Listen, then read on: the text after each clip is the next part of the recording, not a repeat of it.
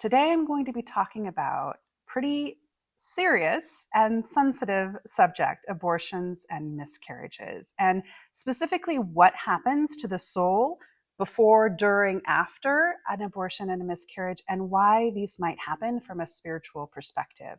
Now, again, if you're new here, hi, I'm Jillian.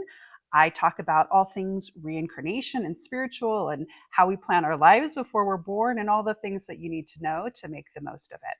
So I'm coming at this from a lens of reincarnation. I've collected this information from a wide variety of sources, particularly past life regressions, near-death experiences, and also children who talk about the time before they were born. Okay, first, moment of conception. Now, the baby has selected the parents. They have selected the life that could possibly be if that pregnancy is carried out, if it's even meant to be carried out. So they select the woman that will be their mother.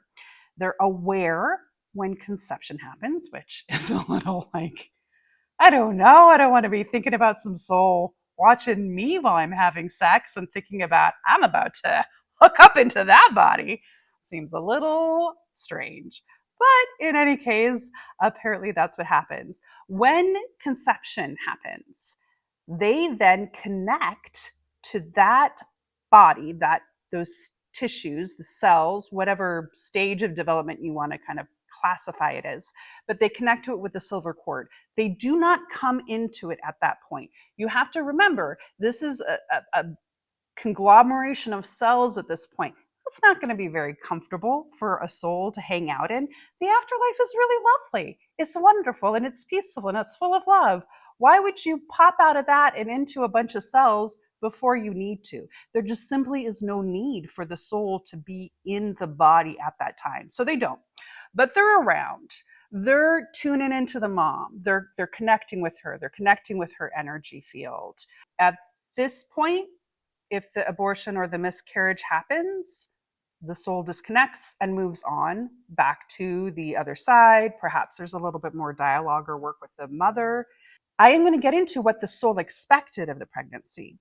If the soul expected that it was going to be a pregnancy where they were a child and then became an adult, or if they knew that this was going to be a pregnancy that didn't come to fruition, and all that goes along with that. So stay tuned on that. But let's keep on moving forward on the pregnancy journey, if you will. This now takes us into about the first month to 3 months of the pregnancy.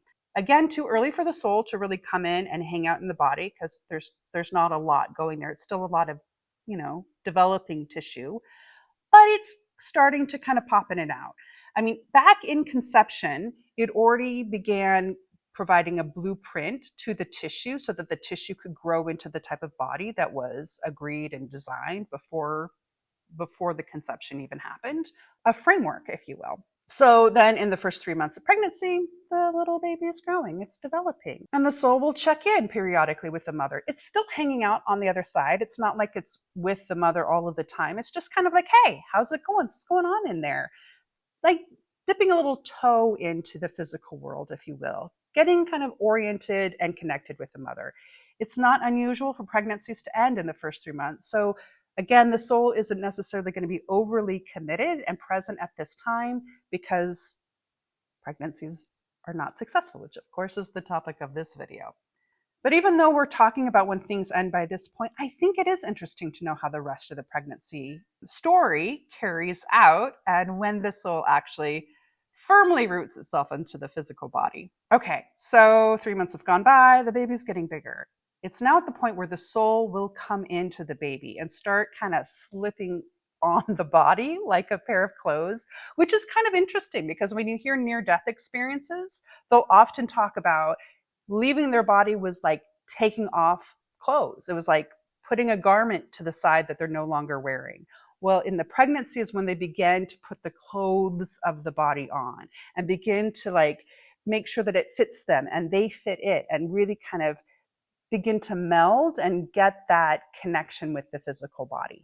They're not fully in there. They're just visiting in and out. So that's why If a miscarriage happens at this point, or a pregnancy termination, whatever that might be, it doesn't have the same impact on the soul as it does on the parents. So this continues on throughout the pregnancy.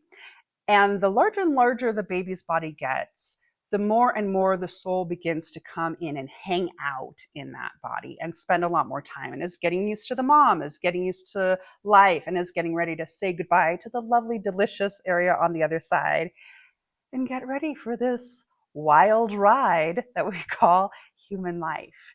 When does the baby finally really commit itself to the physical body? It can happen just before birth. It can happen at the moment of birth. And in some cases, if there is a lot of health issues with the physical body at birth, the baby might even wait another few hours or a day before it goes into the body, because I'm sure it doesn't want to go through the experience of death if it can avoid it. So now that we know all that, let's talk about why this happens from a spiritual perspective, because this is a very traumatic experience. Why does this happen?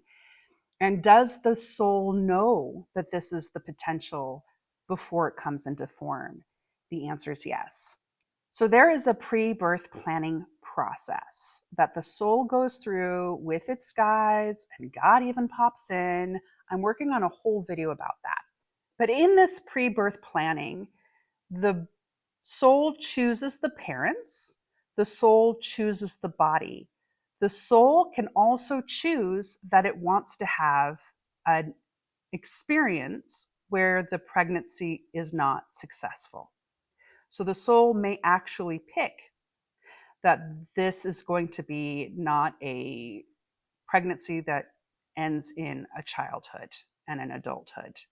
Doesn't always mean that's the case. In some cases, it could be they select this situation knowing that there's a possibility that it might end and a possibility that it might be successful.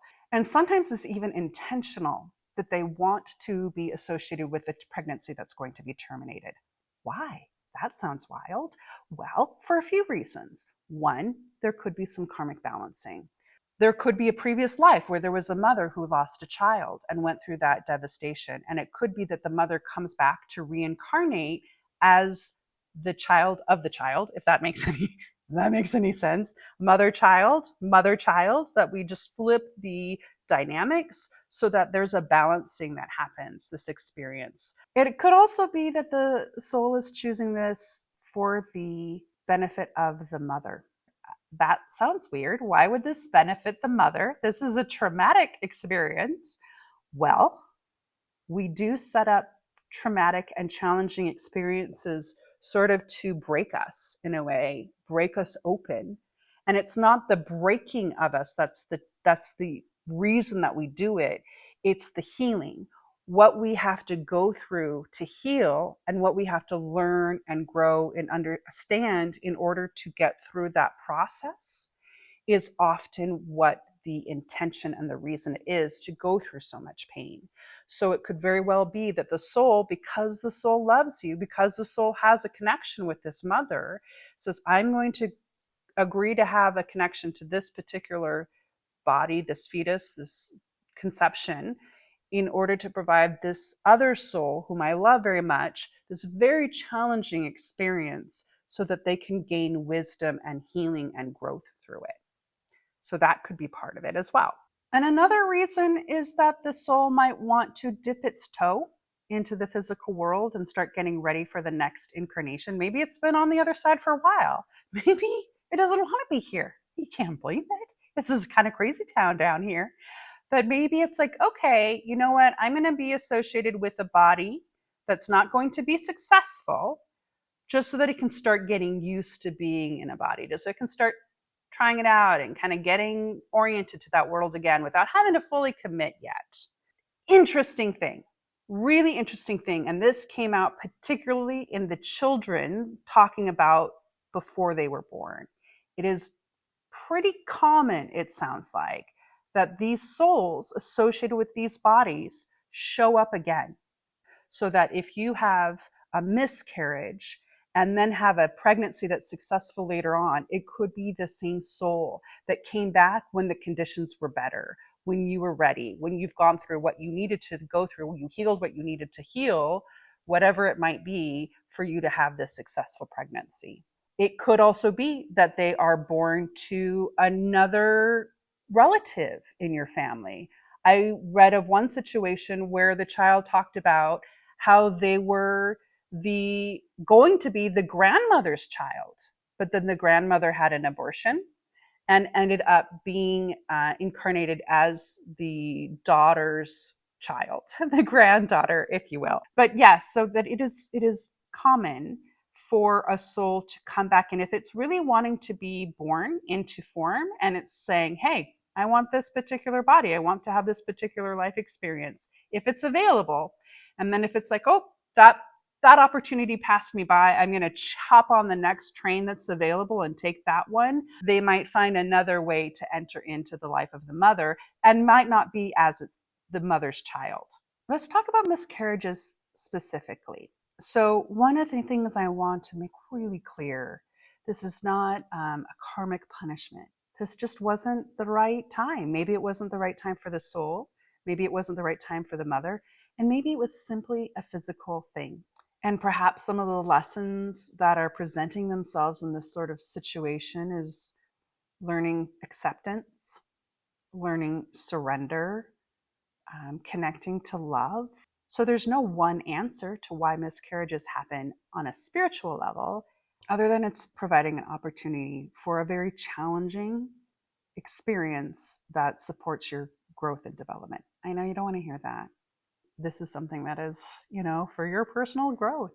I mean, in the middle of the trauma and the darkness and the pain and the grief, it's not a lot of solace. It's not a lot of solace. Now let's talk about abortions when the pregnancy is ended because of a choice. So I feel like I'm wading into a political fray here, but I think it's important for this information to be shared.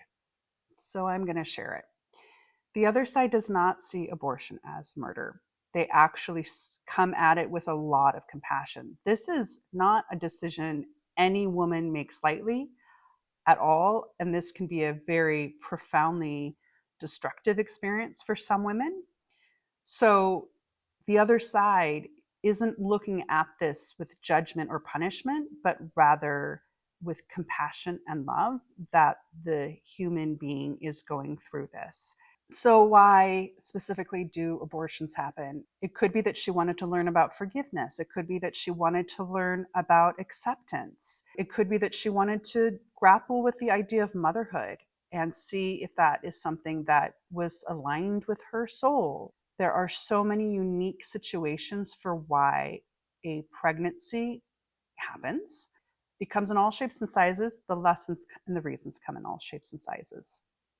Okay, so that is the event itself, and then the mothers and fathers or whoever else is involved will have to go through the process of grieving and healing through it. If this is something that you're dealing with right now, the healing process, one thing that I would recommend is actually connecting and talking with the soul. You can do that. You can have a conversation that can be very healing. It can also be very devastating, perhaps, depending on your situation, and hard. But going through that grief process, letting it out, moving the energy through you, feeling the pain is part of the healing.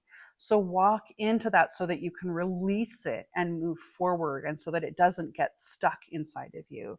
And I'd also encourage you to think about reframing this. If you think about it that the soul agreed to this experience because they loved you deeply and they wanted to help you have this experience, how does that shift? How does that shift how you perceive what happened?